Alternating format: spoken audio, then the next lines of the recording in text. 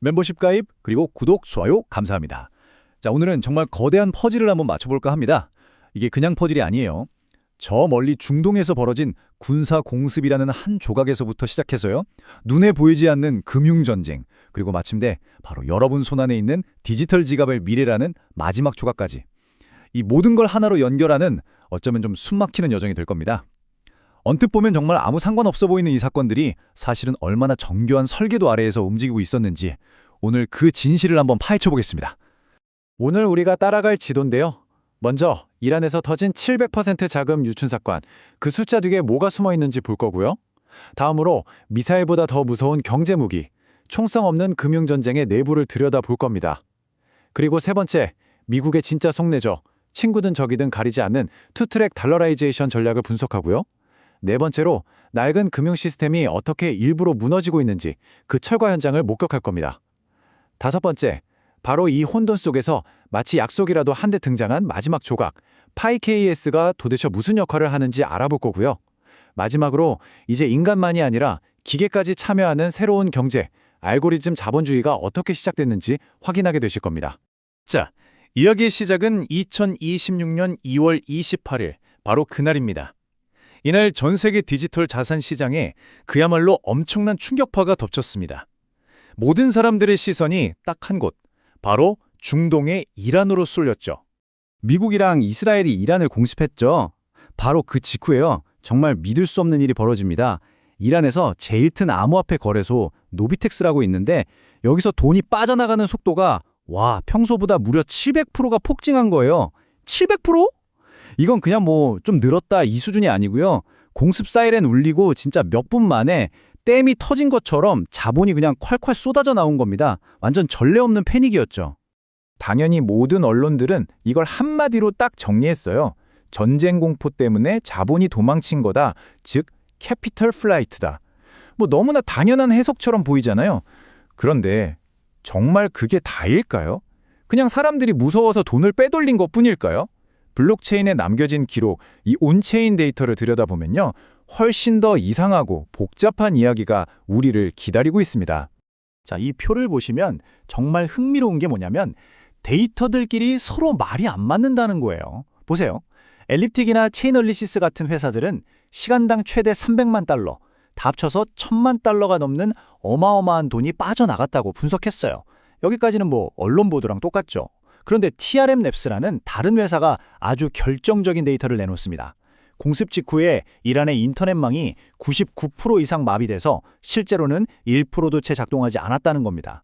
여기서 아주 근본적인 질문이 생기죠. 아니, 인터넷이 거의 다 끊긴 나라에서 어떻게 1000만 달러, 우리 돈으로 130억이 넘는 돈이 그렇게 순식간에 빠져나갈 수가 있었을까요?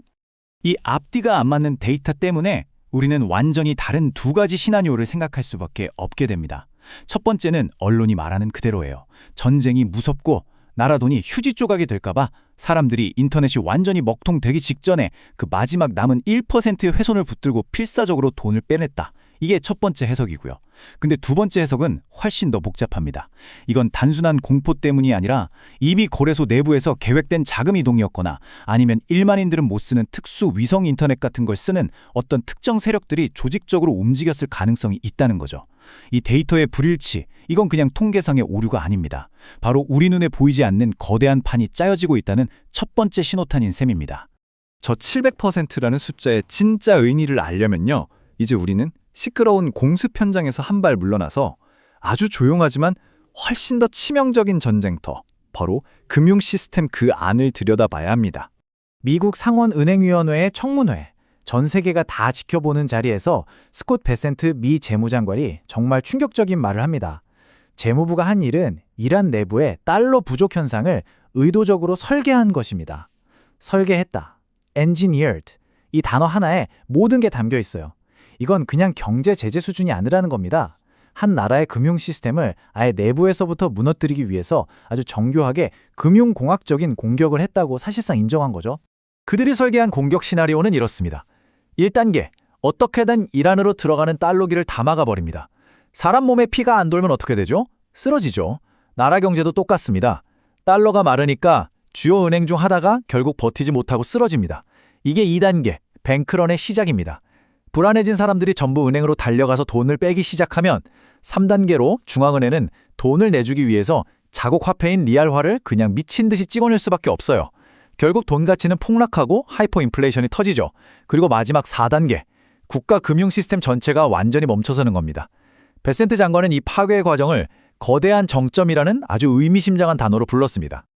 그리고 다보스 포럼에서 한 이 말이 모든 걸 정리해 줍니다. 총 한 발 쏘지 않았다. 이게 바로 경제 외교술이다. 그러니까 미사일을 쏘고 폭격을 한 건 그냥 쇼에 가까웠다는 거예요. 진짜 전쟁은 이미 몇 달 전부터 디지털 장부와 은행 시스템 안에서 다 끝나 있었던 겁니다. 그리고 그 전쟁의 진짜 목적은 단순히 이란 경제를 망가뜨리는 게 아니었어요.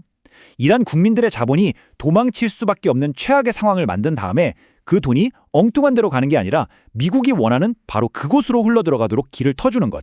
그게 진짜 목표였던 겁니다. 자, 그럼 이제 이란이라는 한 나라의 이야기에서 시야를 넓혀서 이게 어떻게 미국의 거대한 세계 전략으로 이어지는지 그 큰 그림을 한번 보겠습니다. 이란 공격은 그냥 어쩌다 한번 일어난 일이 절대 아닙니다. 전 세계의 돈의 흐름을 미국 중심으로 싹 다 바꾸기 위해서 미국이 쓰고 있는 두 개의 서로 다른 작전 매뉴얼 중 하나일 뿐입니다. 미국은 투트랙 달러라이제이션이라는 어떻게 보면 정말 무서운 이중 전략을 쓰고 있어요. 첫 번째, 매뉴얼 A는 이란이나 베네수엘라 같은 적대 국가들한테 쓰는 강제 주입 방식입니다. 채찍이죠. 금융전쟁으로 중앙은행과 자국화폐를 아예 박살내버려요. 그럼 그 나라 국민들은 살기 위해서, 진짜 생존을 위해서 알아서 달러 기반의 스테이블 코인을 밀수하듯이 찾아서 쓸 수밖에 없게 됩니다. 반면에 매뉴얼 B는 아르헨티나나 엘살바도르 같은 우호적인 나라들한테 쓰는 자발적 통합 방식입니다. 이건 당연이죠. 자기 나라 경제가 망가져서 고통받는 나라들한테 우리 디지털 달러 시스템 되게 안정적이야, 이리 와 하고 손을 내미는 거예요. 그럼 그 나라들은 알아서 그 시스템 안으로 걸어 들어오게 되죠. 그러니까 제일 중요한 핵심이 바로 이겁니다. 매를 맞아서 강제로 끌려 들어오든 아니면 달콤한 제안을 받고 제 발로 걸어 들어오든 그 과정이 어떻든 간에 결국 모든 길은 딱 하나의 목적지로 통한다는 겁니다. 이란 테헤란에서 탈출하는 그 아비규환의 길이든 아르헨티나 부에노스아이레스에서 환영받으며 들어오는 길이든 전 세계 모든 돈의 흐름은 결국 미국 재무부가 보증하는 스테이블 코인이라는 단 하나의 거대한 저수지로 모이도록 설계되어 있다는 것. 이게 진짜 핵심입니다. 이렇게 새롭고 거대한 시스템을 지으려면 당연히 낡은 시스템을 먼저 부숴야겠죠. 우리가 지금 보고 있는 건요, 낡은 건물이 시간이 지나서 저절로 무너지는 게 절대 아닙니다. 새로운 초고층 빌딩을 짓기 위해서 낡은 건물을 다이너마이트로 폭파시키는 아주 철저하게 계획된 통제된 철거 작업을 보고 있는 겁니다. 철거 대상도 아주 명확해요. 지난 70년 동안 세계 금융 질서를 떠받치고 있던 4개의 기둥. 첫째, 각 나라 돈의 주권을 상징하는 중앙은행. 둘째, 국가 간 돈의 흐름을 관리하던 스위프트망. 셋째, 경제에 피를 돌게 하던 전통 상업은행들. 그리고 마지막으로 이 모든 걸 통제하던 복잡한 금융 규제들. 바로 이 4기둥이 지금 체계적으로 하나씩 무너져 내리고 있습니다. 그리고 그 자리에 인류 역사상 한 번도 본 적 없는 거대하고 무서운 권력의 공백이 생겨나고 있는 거죠. 그럼 질문은 이거죠. 나라가 보증해주던 은행이라는 시스템 전체를 더 이상 믿을 수 없게 됐을 때 내 돈, 내 자산은 대체 어디로 가야 살아남을 수 있을까요? 새로운 피난처가 절실하게 필요해진 겁니다. 그 유일한 해답이 바로 비수탁 지갑, 즉 non-custodial 월렛입니다. 이건 마치 침몰하는 배에서 탈출하기 위한 디지털 구명보트 같은 거예요. 은행이나 정부 같은 제3자에게 내 돈을 맡기는 게 아니라 오직 나 자신만이 개인 키를 가지고 내 돈을 완벽하게 통제할 수 있는 유일한 공간. 역사상 처음으로 내 자산이 진짜 내 것이 되는 곳이죠. 바로 지금 이 순간에도 전 세계 수많은 사람들이 수조 달러에 달하는 돈을 은행에서 빼서 이 디지털 구명보트, 바로 개인 비수탁 지갑으로 옮기고 있습니다. 그런데 이 거대한 자본의 이동은 이 새로운 시스템을 설계하는 사람들에게 마지막으로 풀어야 할 정말 골치 아픈 숙제 하나를 던져줍니다. 월스트리트의 블랙록 같은 거대 금융사들이 이 새로운 디지털 자산의 바다로 뛰어들고 싶어서 안달이 나 있어요. 그런데 그들 앞을 가로막는 거대한 벽이 하나 있습니다. 이 수많은 익명의 지갑들 뒤에 있는 사람이 대체 누구인지 알 방법이 없다는 거죠. 전 세계의 강력한 자금 세탁 방지법을 어기지 않으면서 이 어마어마한 익명의 돈들을 합법적으로 자기들 시스템 안으로 빨아들일 수 있는 마지막 관문, 그게 과연 뭘까요? 정답은 KYC입니다. Know Your Customer, 고객 알기 제도죠. 모든 금융거래의 저편에 있는 상대방이 테러리스트나 범죄자가 아니고 심지어 프로그램 봇도 아니고 신원이 확인된 진짜 합법적인 사람이라는 걸 반드시 증명해야만 합니다. 이게 바로 거대 자본이 합법적으로 움직이기 위한 절대적인 전제 조건, 마지막 열쇠인 셈입니다.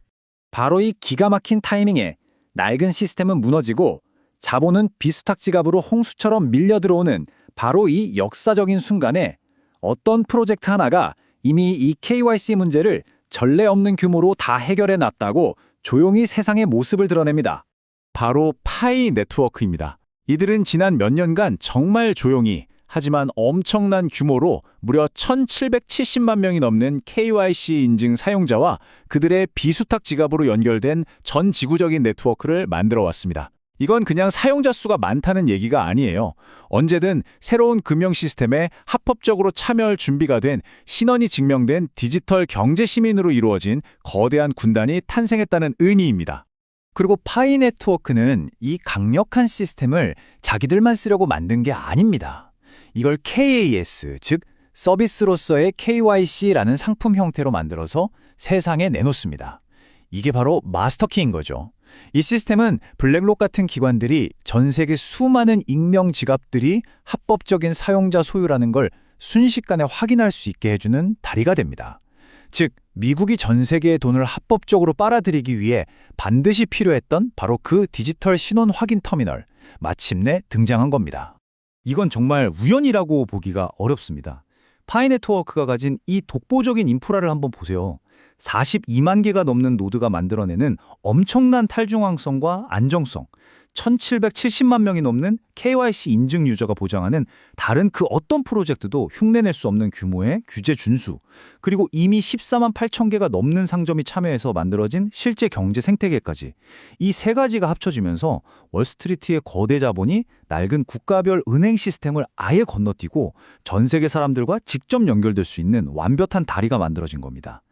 이 거대한 설계가 꿈꾸는 미래는 단순히 인간이 운영하는 낡은 금융 시스템을 좀 더 효율적인 인간의 시스템으로 바꾸는 게 아닙니다. 그보다 훨씬 더 큰 그림이에요. 완전히 새로운 종류의 경제, 즉 인간과 기계가 함께 살아가는 시대를 위한 완전히 새로운 운영체제를 만드는 작업입니다. 코인베이스 CEO 브라이언 암스트롱이 말했듯이 경제활동의 다음 거대한 파도는 우리 인간이 아니라 AI 에이전트, 그리고 수십억 개의 사물 인터넷 기계들로부터 올 겁니다. 그리고 기계들은 우리처럼 법인카드를 쓰거나 은행 앱을 켜서 송금하지 않아요. 그들은 자신만의 스테이블코인 지갑을 가지고 1년 365일 24시간 쉬지 않고 스스로 결제하고 거래하게 될 겁니다. 그리고 바로 이 그림이 그 미래를 아주 명확하게 보여줍니다. AI 에이전트 하나가 다른 기계의 유료 서비스를 쓰려고 할 때 서버는 402 결제가 필요합니다 라는 신호를 보냅니다. 그럼 AI의 지갑이 자동으로 USDC 같은 스테이블 코인으로 돈을 지불하고요. 그 거래는 파이의 42만 개 노드 같은 거대한 분산 네트워크 위에서 즉시 처리되고 끝납니다. 사람이 끼어들 틈도 없고 수수료도 거의 없고 1초도 안 되는 시간에 이 모든 게 일어나는 경제.